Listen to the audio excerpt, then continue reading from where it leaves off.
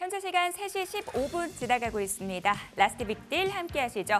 자, 오늘 시장 안에서 주목받았던 종목들 체크해보고요. 종가 매수 여부 확인하겠습니다. 네, 오늘은 이건희 위즈웨이브 대표, 유창희 오로라 투자자문 본부장과 함께하겠습니다. 어서 오십시오. 안녕하십니까. 어서 오세요. 네, 종목 이야기 나눠보도록 하겠습니다. 자, 오늘의 첫 번째 종목은 GI 이노베이션입니다. 임상 관련 뉴스가 나오면서 주가 급등 확인되고 있는데요. 이 종목에 대한 두 분의 의견 확인하겠습니다. 두 분 모두 종가 매수 의견 주셨고요. 이건희 대표님 의견 들어볼게요. 예, 제가 이 자리에서 한 두세 번 정도 얘기한 것 같은데 네. 지금 제이노베이션이 14,600원을 기술적으로 돌파하는 게 굉장히 중요한 자리였는데 그 자리를 이제 어제부터 좀 시도를 하더니 오늘 이제 과감하게 돌파를 했습니다. 일단 거래가 터지면서 돌파를 했다는 부분이 주봉상으로 보시더라도 일단 조금 좀 깔끔해지는 모습이죠. 그 위로 좀 달리려고 하는 모습이 좀 나오고 있고. 그 이유는 이제 11월 달 초에 11월 8일 정도로 예상돼 있는데 세계 면역 항암 학회가 또 열리고요. 그 안에서 GI 이노베이션이 면역 항암제 관련된 이슈로 지금 머크와 면역 항암제 병용 임상 시험을 지금 진행 중에 있고요.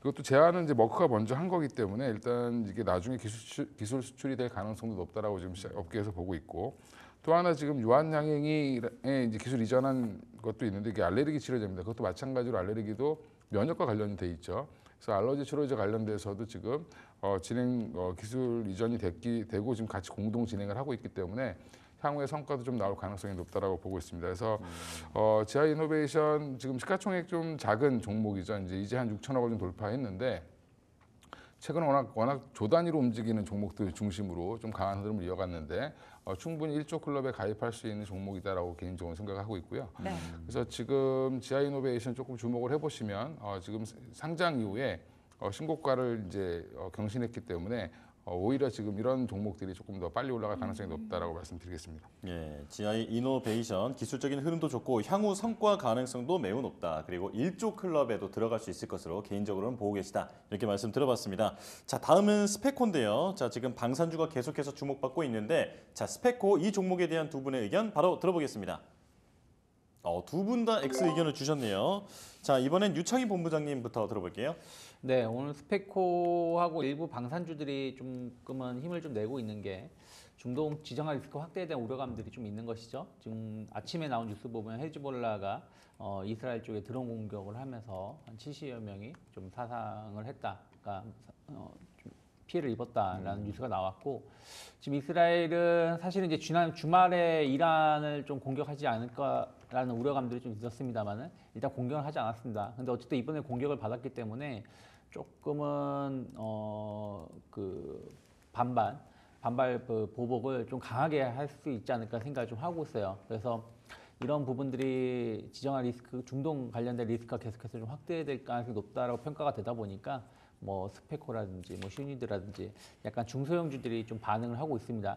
사실은 근데 저는 사실은 스페코가 실질적 수혜를 입을 수 있는가, 좀 그런 건 거의 없다 생각을 좀 하고 있어요. 그나마 이스라엘 관련돼서 수혜를 입을 수 있는 매출이 좀 나오고 있는 기업은 슈니드인데 그 기업도 주가가 그렇게 많이 강한 편은 아니고요. 또 이스라엘 관련해가지고 어떤 이슈가 이제는 러우 전쟁처럼 그런가 보다 하는 것 같습니다. 물론 이제 핵기지를 엄청나게 타격을 한다든가 아니면 원유 시설을 어마어마하게 미사일을 퍼붓는다라면 좀 달라지겠습니다만은 지금 같은 상황에서는 이 정도의 어떤 확전으로는 방산주들이 크게 움직이기 힘들다. 특히 중소형 방산주들은 앞에서 말씀드린 것처럼 실제적으로 실적하고 연관성이 상당히 낮기 때문에 오늘 지금 17% 정도 상승을 하고 있습니다만은 여기서 추가 상승을 좀 기대하면서 종가에 공격적인 매수를 하기에는 좀 부담스럽지 않을까 판단하고 있습니다. 예, 유창희 본부장님은 스페코가 중동 지정학적 리스크에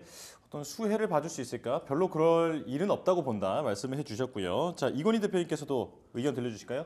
네, 중동 지정학적 리스크 당연히 관계 없을 거로 보고, 또 하나 이제 지금 오늘은 북한 관련돼서 좀 위협이 좀 있었죠. 네. 그래서 이제 그 부분도 부각이 되는데 항상 북한 이슈가 나오면 움직이는 종목이 스페코, 빅텍 두 종목입니다. 제가 증권회사 입사했을 때부터 지금까지 계속 그러는데 네. 북핵 위기만 오면 또 한 번씩 움직이고 백령도 사건이 있으면 한 번씩 움직이고 했는데 결국엔 다 제자리로 돌아옵니다. 그래서 지금 여기서 만약에 우리나라에서 또다시 전단지 살포하는 무슨 드론을 보낸다, 무인기를 보낸다든지 하지는 않을 걸로 보이고요.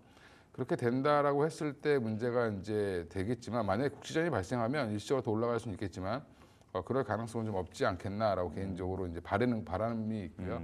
그게 생기면 안 되죠. 예, 네. 그게. 예, 그래서 지금 이런 종목은 올라가도 좀 흔히 이제 뭐 재수 없다 이렇게 얘기할 수도 있는데 조금 좀 저는 이런 종목에 투자를 하는 게 맞나 뭐 이런 개인적으로 이렇게 생각을 하고 있습니다. 그래서 오히려 방산을 하실 거면 네. 해외 수출하는 쪽으로 하시는 게 좋을 것 같습니다. 네. 알겠습니다. 일단 방산주 그 투자할 때 포인트를 좀 잡아주셨거든요. 수출 모멘텀 있는 종목을 중심으로 포인트 잡아보자라고 전략 세워주셨습니다. 한미 반도체로 넘어가 볼게요. 엔비디아의 블랙엘 완판 뉴스가 있었죠. 1년치 완판 뉴스가 있었습니다. 이와 함께 HBM 쪽 강한 상승세 그리고 한미 반도체도 상승하고 있습니다. 이 종목에 대한 두 분의 의견 바로 들어볼게요. 이번에는 좀 엇갈렸거든요. 이건희 대표님 의견부터 좀 들어볼게요. 일단 한미반도체가 예전처럼 뭐 섹시하진 않죠. 예. 왜냐하면 그 이제 경쟁사들이 진입을 한다라는 부분들인데, 근데 여전히 경쟁사들이 진입한다라고 해도 ASMPT라는 종목 뭐 회사와 또 하나 지금 한화 정밀 기계가 지금 들어온다라고 하고 있습니다만 여전히 이제 한미반도체의 위치가 그만큼 독보적이다라는 부분은 이제 그거는 뭐 업계에서도 인정을 하는 것 같고요. 그래서 지금 자리는 충분히 바닥권을 자리 잡고 지금 밸류에이션도 좀 많이 싸졌습니다. 한 10배, 12배 정도까지 내려와 있기 때문에 지금 자리는 충분히 한 번 더 반등 나올 수 있을 거다라고 보고 있고요. SK하이닉스 당분간 이제 본인들의 그 1등 자리를 유지하기 위해서는 추가적인 투자도 필요할 텐데 당장은 대안이 한미반도체밖에 없다라는 부분이고요. 그래서 지금은 조금 예전처럼 뭐 이렇게 급하게 막 올라갈 자리는 아니지만 그래도 꾸준히 우상할 가능성이 높다라고 보고 말씀을 드리는 겁니다. 네. 경쟁사 진입에 대한 우려 이미 주가에 충분히 반영이 됐다. 가격적인 매력 부각될 수 있는 자리이니 충분히 종가 매수해봐도 되겠다라고 말씀 주셨어요. 유창희 대표님 X 주셨는데요. 이유 들어볼게요. 네, 말씀하신 것처럼 한미반도체가 아직까지도 전 지금도 독점적이라고 생각을 좀 하고 있습니다만은 이게 뭐 2년, 3년 계속 유지가 될 가능성은 좀 낮게 평가가 되고 있는 부분들이죠. 그러다 보니까 지금 실적은 나쁘지 않지만 앞으로 경쟁을 했을 때에 대한 어떤 우려감들이 주가 상승을 좀 발목을 잡고 있다 생각을 좀 하고 있습니다. 오히려 수급적으로 본다면 최근에 하나 인더스트리가 계속해서 좋은 흐름을 좀 보여주고 있는 부분들도 지금은 기술력이 꽤 차이가 나는 걸로 제가 알고 있지만 어쨌든 따라잡을 수 있다는 어떤 기대감들이 주가를 끌어올리고 있는 거거든요. 그래서 그런 부분들이 수급이 좀 분산되고 있지 않나 생각을 좀 하고 있고요. 그리고 이제 실적 흐름들도 좀 확인할 필요가 있다 생각을 좀 하고 있습니다. 네. 어찌됐든 지금 지금 어떻게 보면은 이제 SK하이닉스가 주력 기업 파트너고 그다음에 이제 마이크로 테크놀로지 쪽으로 어떤 기대감들이 있는 것인데 이게 이제 뭐 3분기가 아니라 4분기 혹은 내년에 어떤 식으로 반영되는지를 좀 확인해야지 주가가 좀 반등이 좀 세게 나올 수 있지 않을까. 그래서 저는 일단 10월 중순까지는 말까지는 조금 더 흐름을 지켜봐야 되지 않을까 판단하고 있습니다. 네, 자 OX로 지금 이 한미 반도체에 대한 의견이 엇갈렸다는 점 기억하시고요. 자 이어서 효성중공업 바로 알아보겠습니다. 자 지금 증권가에서는 이제 목표 주가가 46만 원에서 48만 원 정도 사이에서 형성이 되고 있는 것 같은데 자 효성중공업에 대한 두 분의 종가 매수 의견 들어보겠습니다. 자 두 분 다 동감이 들어주셨고요. 자 이건희 대표님 말씀부터 들어볼게요. 일단 뭐 효성중공업이 이제 그 HD 현대일렉트릭 그다음에 LS 일렉트릭에 이어서 고압 변압기를 만들 수 있는 이제 뭐 세 번째 회사 정도로 보시면 되는데 네. 효성중공업이 그동안 좀 다른 현대일렉이라든지 LS일렉보다 조금 약했던 부분들은 건설 사업 부분이 여전히 좀 문제였던 부분이 있습니다. 근데 건설 사업부도 결국에는 지금은 뭐 금리 인하기에 건설이 더 이상 나빠질 건 없다라고 보는 것 같고요. 그러면 거기를 제로 베이스로 놓더라도 이제 효성중공업 그 지금 변압기 사업뿐만 하더라도 증설에 이어서 여전히 지금 주목을 하고 있고요. 외국계 창구에서도 이 세 종목은 여전히 좋게 보고 있기 때문에 일단 효성중공업은 미국의 그 전력 인프라 투자에 이제 가장 핵심적인 세계 기업 중에 하나다라고 보시면 될 것 같고요. 그래서 지금 자리는 뭐 반등이 충분히 더 나올 수 있고 정고점도 한번 트라이 해볼 수 있는 자리지 않나 개인적으로 생각하고 있습니다. 네, 미국발 전력기기 교체 수요의 핵심 수혜주다 이렇게 말씀해 주셨고요. 자 유창희 본부장님은 어떻게 보십니까? 네, 뭐 전력 인프라 투자는 계속해서 커질 수밖에 없는 거죠. 지금 나온 뉴스 중에 하나가 TSMC가 2030년인가요? 그때부터는 대만의 전기에 뭐 30% 이상을 소비할 수 있다라는 얘기 좀 나오고 있고 또 미국이라든지 유럽 쪽에 인프라 투자는 계속해서 확대될 수밖에 없다 생각 좀 하고 있습니다. 특히 이제 효성중공업이 장점을 경쟁 업체 대비해서 조금은 경제 우위에 있는 지역이 유럽 쪽이거든요. 그래서 유럽 관련해서 어떤 성장 모멘텀 감안한다라면 아직은 유럽이 뭐 미국만큼 엄청나게 투자가 이루어지는 건 아니지만 계속해서 이쪽에 대한 투자는 꾸준히 이루어질 수 있다 생각하고 있고 여기에 대한 어떤 시장 선점 효과는 충분히 좀 기대해 볼 수 있지 않을까 생각을 좀 하고 있습니다. 그리고 이제 만족스럽진 않지만 어쨌든 삼성전자하고가 상승을 했고 하이닉스도 동반 상승세를 보여주고 있거든요.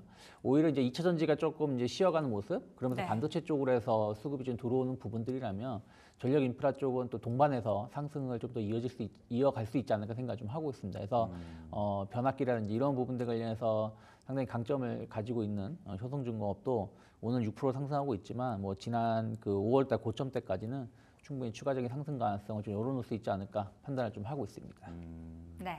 AI의 견조한 수요 예상되는 상황에서 이 종목 매수해봐도 좋겠다라고 말씀 주셨고요. 더불어서 반도체에 다시 한번 수급 몰리고 있는데 이 돈의 물줄기, 전력기기 그리고 변압기 쪽으로도 이어갈 수 있다라는 부분까지 언급해 주셨습니다.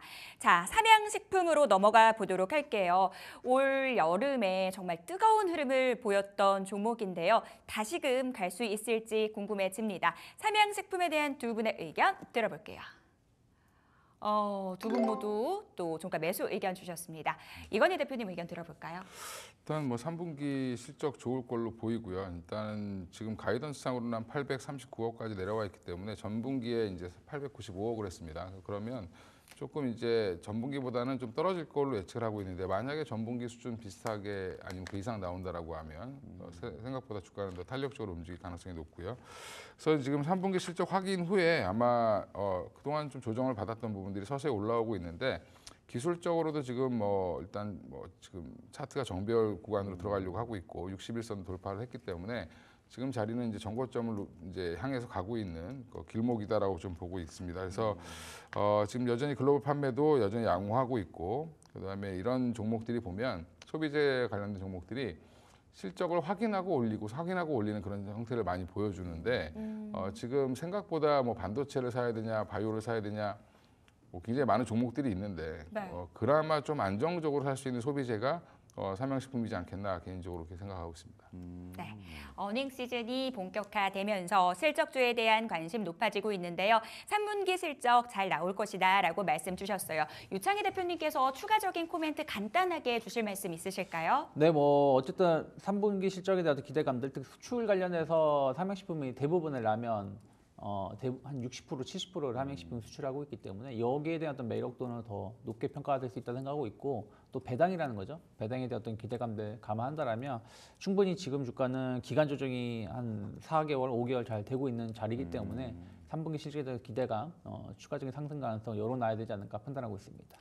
실적에 대한 기대감, 여기에 더해지는 배당 매력까지 삼양식품 충분히 매수해봐도 좋겠다 이렇게 정리해 보도록 하겠습니다. 자, 저희는 마감 시보 듣고 돌아오겠습니다.